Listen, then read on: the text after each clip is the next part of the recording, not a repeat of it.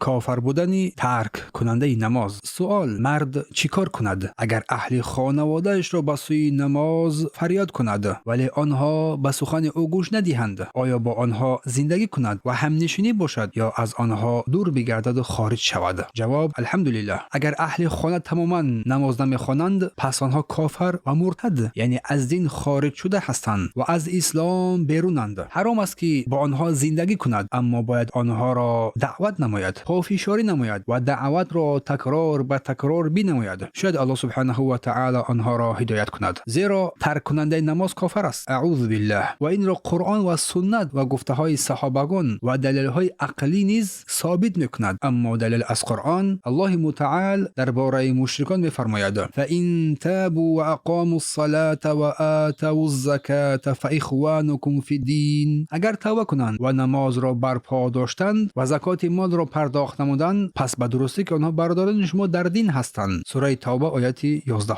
معلوم می شود که اگر این عمل ها را انجام ندهد پس برادر دینی ما شده نمیتواند و برادر دینی ما نیست. و برادر دینی ما فقط با معصیت یعنی با گناه اگرچه بزرگ هم باشد از بین نمی رود، بلکه وقتی که از اسلام خارج شود از بین می رود. و از سنت، از احادیث نبوی، حدیث رسول الله صلی الله علیه و سلم که فرمودند: ان بین الرجل و بین الشرک و الکفر ترک الصلاه. به درستی که میان مرد و شرک و کفر این ترک کننده نماز است. این حدیث را امام مسلم در صحیح خود در کتاب ایمان رقم 82 از جابر بن عبدالله رضی الله عنه روایت کردند و همچنین حدیث بریده رضی الله عنه که در سنن آمده است: العهد الذی بیننا و بینکم الصلاه فمن ترکها فقد کفر. عهدی که میان من و میان شماست یا که میان من و میان آنهاست نماز است. هر کی آن را ترک کند به درستی که کافر شده است. در سنن ترمذی و نسائی و ابن ماجه آمده است. ترمذی این حدیث را حسن صحیح گفتند. و از گفته های صحابگان کرام رضی الله عنهم، امیر المؤمنین عمر بن خطاب رضی الله عنه گفته است: لا حق فی الاسلام من ترک الصلاه. هیچ نصیب در اسلام ندارد کسی که ترک کننده نماز است. در مسند امام احمد مجلد اول صفحه 47 و مستدرک حاکم مجلد اول صفحه 40 و حاکم این حدیث را صحیح گفتند. هیچ حقی ندارد. حق یعنی هیچ نصیب، هیچ سهمی و آن در اینجا به شیوه نکیره و نفی استفاده شده است. پس معنایش عمومی است. نه هیچ نصیبی نه کم و زیاده ندارد در اسلام. و عبدالله ابن شقیق گفته است که اصحاب رسول الله صلی الله علیه و سلم لا يرون شيئا من الاعمال شيئا تركه كفر الا الصلاه. صحابگان پیامبر صلی الله علیه و سلم هیچ عملی رو ترک آن را کفر نمیدونستند مگر جز نماز. اما اگر از نگاه دلیل عقلی نظر و اندیشه درست کنیم چنین گفته می شود که آیا ممکن است که شخصی که در قلبش حد اقل یک دانه خردل یعنی که یک ذره ایمان داشته باشد بزرگی نماز و اهمیت آن را نزد الله بداند ولی با وجود این پیوسته نماز را ترک کند؟ این تماما امکان پذیر است. ناامکان است. من با دلیل هایی که آنهایی که پیش می آرند که میگویند ترک کننده نماز کافر نمی شود نظر انداختم و دیدم که همه آنها از 5 حالت بیرون است، یا اینکه اصلا در آنجا هیچ دلیل وجود ندارد، یا آن که با حالت یا صفت را قید کردند که ترک نماز در این صورت غیر امکان است، یا با حالت قید شده است که ترک کننده نماز در آن حالت عذر دارد، یا آنها عمومی یعنی غیر مخصوص هستند که با حدیث های ثابت کافر بودن ترک کننده نماز محدود مخصوص قرار گرفته است، یا اینکه دلیل های ضعیفند و برای ثابت کردن حکم کافی نیستند. و وقتی معلوم می شود که ترک کننده نماز کافر است پس احکام مرتد از دین خارج شده بر او جاری می شود و در یگان متن قرآن یا سنت نآمده است که ترک کننده نماز مؤمن باشد یا به بهشت داخل شود یا از دوزخ رهایی یابد. پس هیچ نیازی نیست که کفری که بر او حکم شده است تعویل شود، یعنی گویم که کفر نعمت است یا کفری پایانتر از کفر بزرگ است، یعنی کفر اصغر است. و از جمله حکم‌هایی که بر کافر بودن ترک کننده نماز برمی آید نکاحش درست نمی گردد، باطل است. اگر شخص نماز نخواند پس نکاحش درست نمی شود. اگر برای او عقد نکاح بسته شود حال آنکه نماز نمی خواند این نکاح باطل است و زن برای او حلال نیست، چنانکه الله سبحانه و تعالی درباره مهاجر دختران می‌فرماید فإن علمتموهن مؤمنات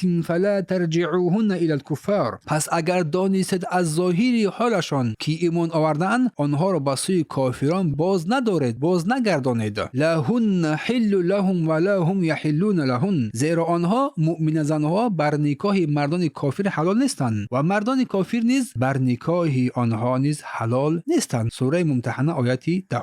اگر بعد عقد نکاح نماز را ترک کند نکاحشان فاسد می شود. اگر شخص بعد عقد نکاح بعد نکاح نکاح کردن نماز را ترک کند نکاحشان ویران میشود و فاسد میگردد و زن دیگر برای او حلال نمیگردد. بعد با تفصیل معلوم که در نزد اهل علم و فقه فرق میگذارند بین پیش از همخوابگی و بعد از آن. اگر قربانی کند خوردن گوشتش حرام است. اگر شخصی که نماز نمیخواند حیوان را ذبح کند گوشت آن حرام است و خوردن نمیشود. برای چی؟ زیرا ذبحه حرام است. حتی اگر یهودی و نصرانی ذبح کند گوشتش حلال است. پس نعوذ بالله ذبح شخصی بی نماز بدتر از ذبح شخصی یهودی و نصرانی است و حق ندارد به مکه یا حدودهای حرم داخل شود، چون که الله میفرماید یا ایها الذین آمنوا انما المشركون نجس، ای کسانی که ایمان آوردید همان مشرکان پلیدند، نجسند. فلا تقربوا المسجد الحرام بعد عامهم هذا، پس باید که نزدیک نشوند به خانه کعبه بعد این سال، یعنی سال نهم از هجری. و اگر میترسید از کمبغلی و درویشی به سبب نیاوردن مشرکان خوراکه و پوشاکه و دیگر مالهای تجارتی، پس الله سبحانه و تعالی شما را توانگر خواهد قرار داد و فضل و کرم خود و نعمت خود. البته الله سبحانه و تعالی بر حال شما دانا و بر تدبیر جمیع خلقش حکیم است. سوره توبه آیه 28. از میراث محروم میماند به نماز. اگر یکی از خویشاوندان شخصی که نماز نمیخواند بمیرد و حق میراث گرفتن را اصلا ندارد. مثلا اگر شخصی بمیرد و یک پسر داشته باشد که نماز نمیخواند و یک پسری عمه دوردست داشته باشد که مسلمان است نماز میگذارد، میراث بر آن پسری عمه گذاشته میشود نه به پسر خود. زیرا رسول الله فرمودند که لا یرث المسلم الکافر ولا الکافر مسلما، مسلمان از کافر میراث نمیبرد و کافر از مسلمان میراث نمیبرد. حدیث متفق علیه است، در صحیح بخاری و مسلم ذکر و یادآور شده است. و در دیگر حدیث هم فرمودند که الحق الفرائض باهلها فما باقی فهو اولى برجل ذکر، میراث ها را با صاحبان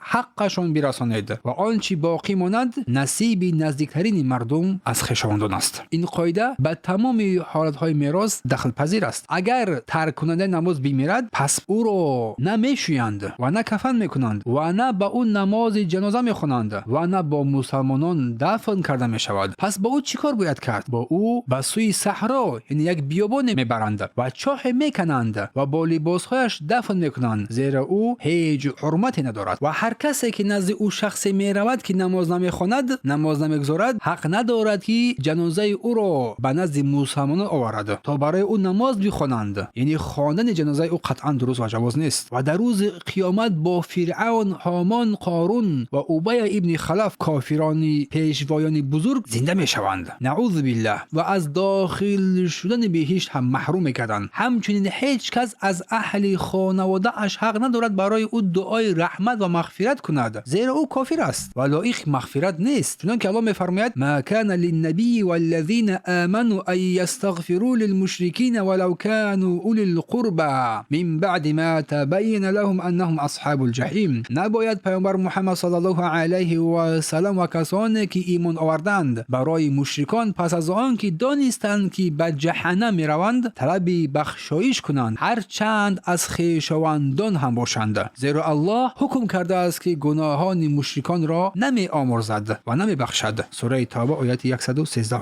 پس برادران این مسئله خیلی جدی و خطرناک است و با وجود این متاسفانه بعضی از مردم با آن سهلگری می نمایند، سهلگاری می کنند و در خانه کسی را که نماز نمی خواند قبول می کنند و این جایز و روا نیست و الله داناتر است. و درود سلام به پایان بر محمد صلی الله علیه و سلم و آل و اصحابش باد. شیخ ابن عثیمین در رساله خود صفت نماز پیامبر صلی الله علیه و سلم صفحه 293 300 ذکر کردند.